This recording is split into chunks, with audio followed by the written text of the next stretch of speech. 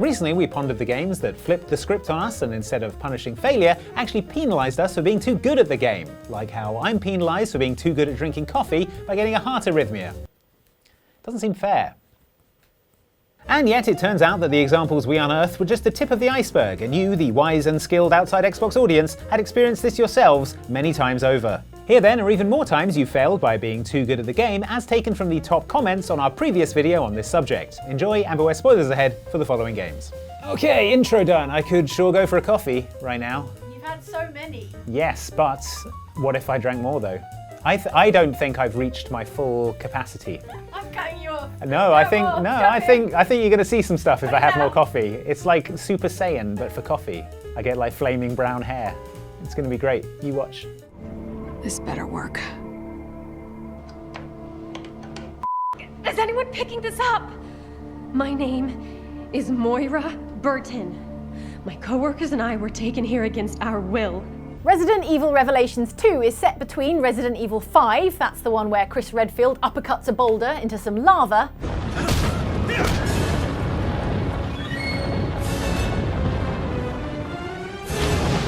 and Resident Evil 6, that's the one with a guy in it called Piers Nivens? Never heard of you. That game is full of zombies and monsters, and yet the name Piers Nivens is still the least realistic thing about it. Resident Evil Revelations 2, though, follows the adventures of series favourites Claire Redfield and Barry Burton, as well as Barry's daughter Moira, whose personality is swearing. Ask me my f***ing name for once, you dinosaur! You should wash mouth out with soap, Moira. Throughout the game, you'll notice that Moira never uses guns. The reason for this, we're told, is that she accidentally shot her younger sister when they were kids. Her father Barry blamed her for the accident, and she has had a phobia of guns ever since. This becomes important late in Chapter 3 because, as is so often the case in Resident Evil games, a guy called Neil, who was until recently a guy, is now a huge hulking monstrous virus monster. Still called Neil. Ouroboros! It's not death! It's power! Neil knocks down both Claire and Moira, and playing as Claire, you're suddenly presented with a quick time event. Mash the button to grab the gun and shoot Neil.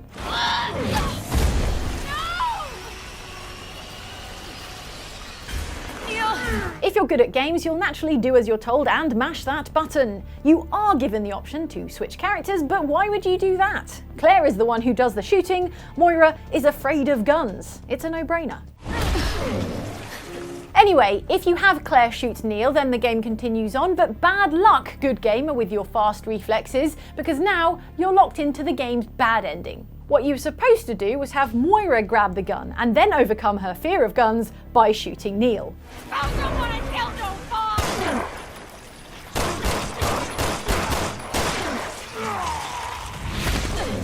This turns out to be a pivotal character moment for Moira because, emboldened by her newfound affinity for guns, she turns up towards the end of the game in the nick of time to shoot another extremely Resident Evil looking monster, this one called Alex, thus saving the little girl Barry's been looking after, and also Barry.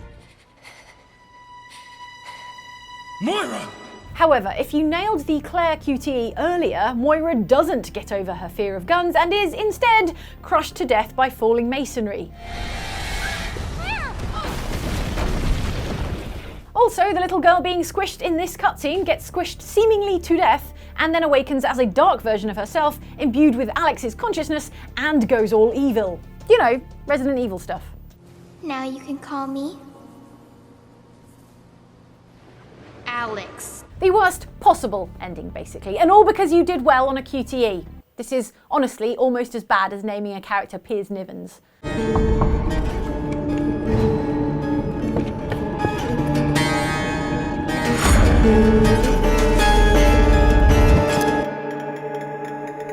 One of the best games of 2021, Inscription is, on the face of it, a deck builder card game. But like the mystery chili in the Outside Xbox canteen, under that tasty top layer lurks something much more complicated and sinister. In Inscription, you play cards against a shadowy, barely glimpsed opponent, but unlike a Magic the Gathering or a Hearthstone, which requires some kind of mana or power to play cards, the resource you need in Inscription is blood, and your hand is full of adorable squirrels who are, in turn, full of useful blood, and you can see where this is going, huh? Anyway, Inscription is dark and foreboding, and to maintain that air of menace, you need to lose a few games during the tutorial in order to progress. It's all part of the game, and every player will get to this point naturally during a playthrough. Unless, that is, you're extremely good at the game. Indeed, it's possible to go so far in the tutorial without losing that the game will decide to step in and take matters into its own hands in the most terrifying way possible. First, you get this deeply unsettling glitch. And then your opponent's hand is switched for one that contains nothing but ferocious grizzly bears. As you can imagine, being attacked by 8 grizzly bears is a very efficient way to get you to fail the tutorial. Don't suppose I could interest you in some squirrels?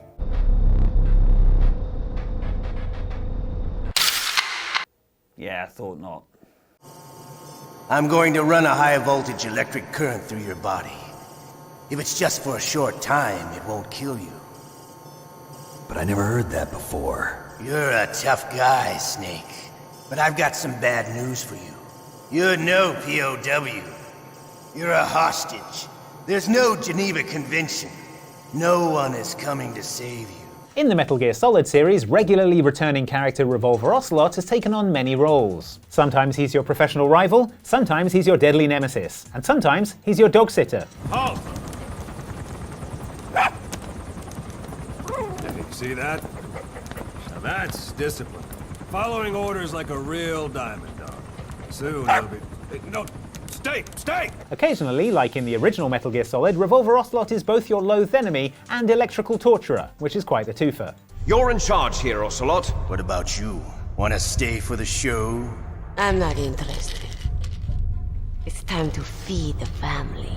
In this scenario, Revolver Ocelot intends to zap you, Solid Snake, with electricity like a car with a flat battery. Only instead of trying to get you to start on a cold morning after leaving the lights on all night, he's trying to get you to divulge intel and betray your allies. Have you tried making him watch Death Stranding cutscenes? Just a suggestion. This is some bed, all right. I'm about to show you some of its nicer features. To resist this torture and prevent Snake from being electric to death, you had to hammer a single button really, really fast. This would hurt your button-bashing finger in a way that Kojima presumably hoped would, for maximum immersion, make you feel as uncomfortable as Snake, who we remind you is currently being electrically tortured. Which is all fine and extremely 90s video games. However, there was a problem that arose if you were too good at hammering buttons that would lead to a messy end for Snake and a quick game over for you. To prevent people from cheating this punishing segment and having normal, non-hurting fingers, there was a second fail state for this section as outlined in a fourth wall breaking meta warning from Ocelot himself. Don't even think about using auto fire, or I'll know. The problem is that top-tier button mashers were able to register presses at a rate on par with a cheaty auto-fire controller, and as a result were treated the same way, with the game disregarding the input and letting you die, leading to a stone-cold game over and Ocelot getting in trouble for getting carried away.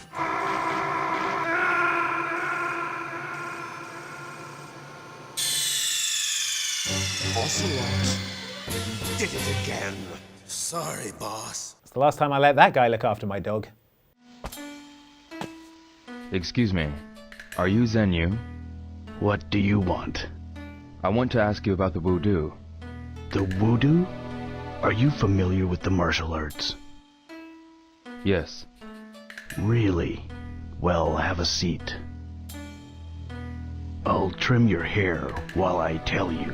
Shenmue 2 is a game that loves QuickTime events so much that it forgot to make the rest of the game any fun. Unless you're into very slowly following people through alleyways, then you're in for a real treat. It's fine, he's helping us for free. Yeah. We shouldn't be angry at this old man. Let's just hope he doesn't die of old age on the way. Almost every action in the game, no matter how mundane, comes with its own set of quick response button prompts, from chasing street thieves, to punching trees, to carrying books. Same year as Grand Theft Auto 3 and Tony Hawk's Pro Skater 3 this came out, just saying. The point is, a few hours into Shenmue 2, you are well and truly trained to expect QTEs and are probably quite good at them. Which is why it's such a jerk move for the game to present you with a scenario where you have to completely ignore a button prompt to succeed. This happens when you try to learn an ancient principle of martial arts from a jerk-ass barber who tells you not to move no matter what happens while he waves a straight razor at your neck. Listen, do not move, no matter what happens. There then follows the longest few seconds of your life as the A button flashes on screen, exploiting the instincts the game has been programming you with for the last several hours while you do nothing. Or more likely, you hit A, like you've done in the 1,000 QuickTime events before this, you move like you were told not to, and then you get shouted at by a man with a cutthroat razor and ejected from his barbershop. I said no matter what. You have no courage. You aren't fit to learn the Wudu. What makes this even worse is that if you do fail this test, you need to wait a whole in-game day to try again and continue the story. A day that, no doubt, will be spent very slowly following people through alleyways. I just tilt my head back while I'm walking like I'm going, oh, come on. If you need me, I'll be playing Tony Hawk's Pro Skater 3. I will go to any lengths to destroy your kind. Your mutant gifts will be used to bring your kind to its knees.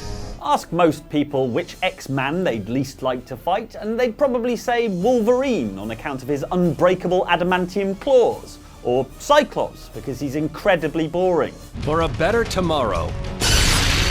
Yeah, okay, alright, you win. Just please stop talking. Anyone who played 2002 fighting game X-Men Next Dimension, however, will know that the real answer is Jean Grey's alter ego Phoenix. Why? Because they've seen what she can do at the end of that game if you're too good at it. The final boss of X-Men Next Dimension is Bastion, a C-tier comics villain who is a robot with jet boots who can command Sentinels. Once you've progressed through the story, you fight Bastion with Wolverine. Got 6 reasons for you to walk away. And regardless of the outcome of that fight, you then proceed to a second fight in which you take on Bastion with Magneto. If you win this fight, the game ends, but if you lose, you go on to another fight against Bastion, this time with Phoenix. You must enjoy playing with fire. Your gifts shall prove ineffective against our technology. Now, it might be that you got a bit sloppy in the Magneto fight, and now, given another chance with Phoenix, you pull out all the stops and decide to play to the best of your abilities. Well, I love your enthusiasm, but make sure you get hit at least once. Otherwise, Earth is destroyed. Yeah. In this ending, where you perfect Bastion with Phoenix, Cyclops turns up, presumably to ask her if she knows where his good Tupperware is, because he's had half his sandwich, but he's not hungry anymore. Reacting as we all would, Bastion kills Cyclops, thank God, but regrettably, this causes Jean to go ballistic, turn into Dark Phoenix, kill Bastion, hoof Professor X across his room back on Earth for some reason, and then, to cap it all, fly off and destroy the moon.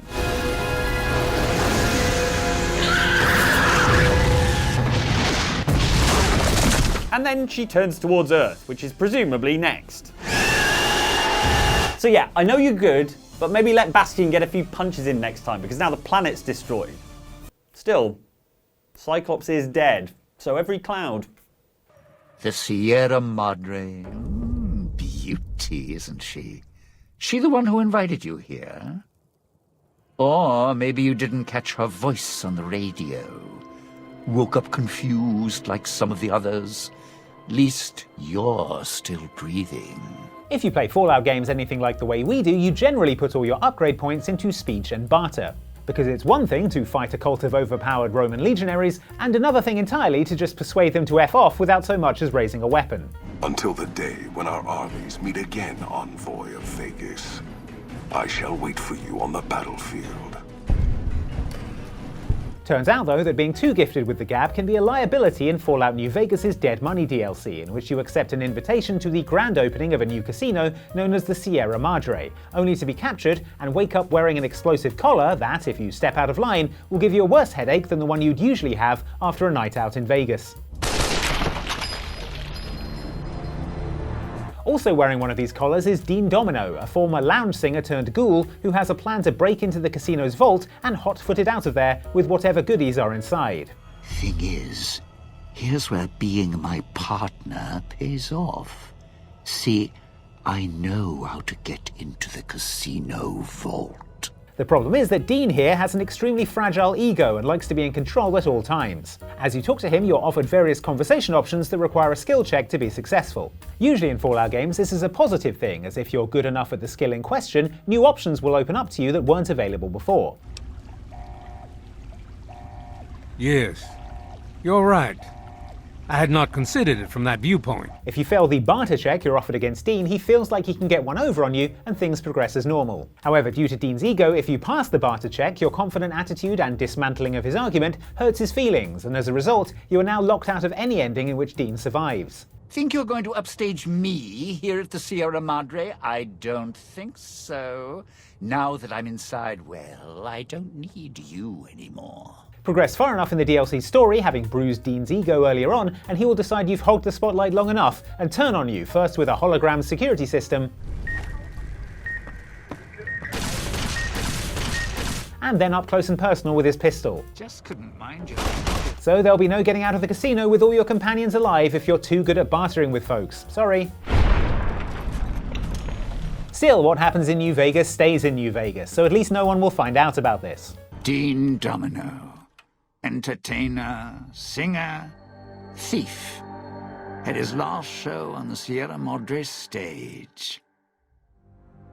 The heist he spent over 200 years planning fell apart, just as the first, by underestimating his partner's strength. Ah, great. Thanks a lot, VO.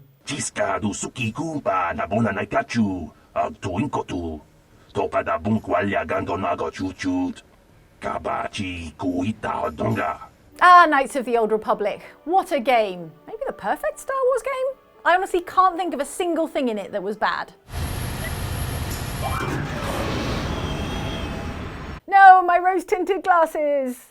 What you're looking at is swoop racing, which, for the uninitiated, is like pod racing in The Phantom Menace, but not so devastatingly interesting or integral to the plot, or as much of a good use of several minutes of your short, finite human life. Swoop racing was stupidly fast and fiddly, and as such the best way to win was to be a hummingbird, or failing that, cheat it by hammering the pause button to slow down the game and then steer frame by frame. The problem was, if you were good at swoop racing and set a new record in any of the swoop races to give you a new challenge, the game would then have another competitor come along and immediately break your time.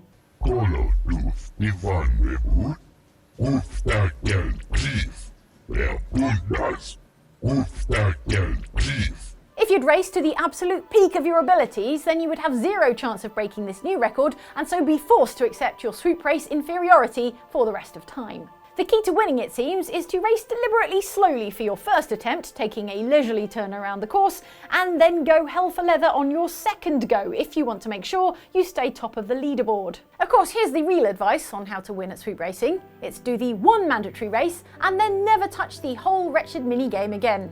It's the only way to win. Hey, thanks for watching this video about times you failed by being too good at the game. Jane and I are just involved in a rousing game of horse in Tony Hawk's Pro Skater 3. We'll be setting some cool new times using this great Xbox Duke controller. What a cool controller that is. It weighs about 100 pounds. And my wrists are hurting, so I will just say, please watch one of these other videos. Here's something from us that I think you'll enjoy. Down here is Outside Extra doing their thing. What? It's not a button. That's not a button. None of this lights up. Why has it got two holes in it? Explain yourself, Xbox.